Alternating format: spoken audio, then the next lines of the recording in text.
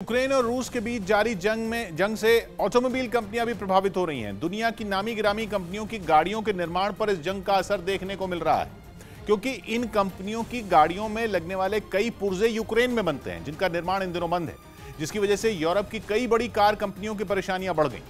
खबर है कि इसका सबसे ज्यादा असर जर्मनी में बनने वाली BMW, मर्सिडीज बेंज और फोक्सवैगन कारों पर पड़ रहा है। वहीं फ्रांस की रेनॉ कंपनी की भी हालत कुछ ऐसी है और उसे भी अपनी गाड़ियों में लगने वाला इलेक्ट्रिक सामान जंग की वजह से यूक्रेन से नहीं मिल पा रहा।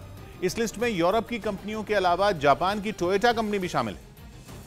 इस बीच दुनिया के कई देशों की लगाई पाबंदियों की वजह से रूस में अब खाने की किल्लत सामने आने लगी। यूक्रेन की एक मीडिया रिपोर्ट में दावा किया गया कि रूस के कई शहरों में लोग खाने की चीजों के लिए आपस में उलझ पड़े, जिसका एक वीडियो उसने सबूत के तौर पर जारी किया। उसमें एक सुपरमार्केट में कुछ लोग सामान खरीदने के लिए धक्का मुक्की करते नजर आए। आरोप है कि दुनिया के तमाम देशों के लगाए प्रतिबंधों की वजह से वहां कई चीजें मिलनी बंद हो गई, जिसके बाद जैसे जैसे लोगों को खबर लगती गई वहां भीड़ बढ़ती चली गई। ऐसा ही नजारा एक और जगह पर देखने को मिला।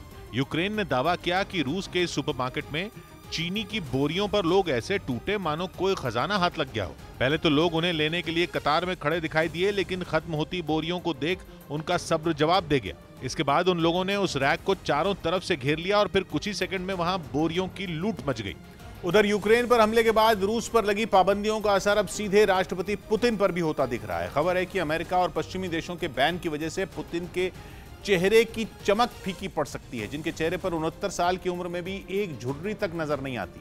और ये अटकलें लगती रही हैं कि अपने चेहरे की झुर्रियों को छिपाने के लिए वो पिछले कई वर्षों से बोटॉक्स इंजेक्शन का इस्तेमाल कर रहे हैं, जिसका दावा पहली बार साल 2011 में उस वक्त किया गया था, जब कीव दौरे के दौरान उनकी आंख के चारों ओर चोट के निशान दिखाई दिए थे। लेकिन अब कहा जा रहा है कि पुतिन फिलहाल बोटॉक्स इंजेक्शन का इस्तेमाल नहीं कर पाएंगे, क्योंकि पाबंदियों के ऐलान के बाद इस इंजेक्शन को बनाने वाली अमेरिकी कंपनी ने रूस को इसकी सप्लाई रोक दी।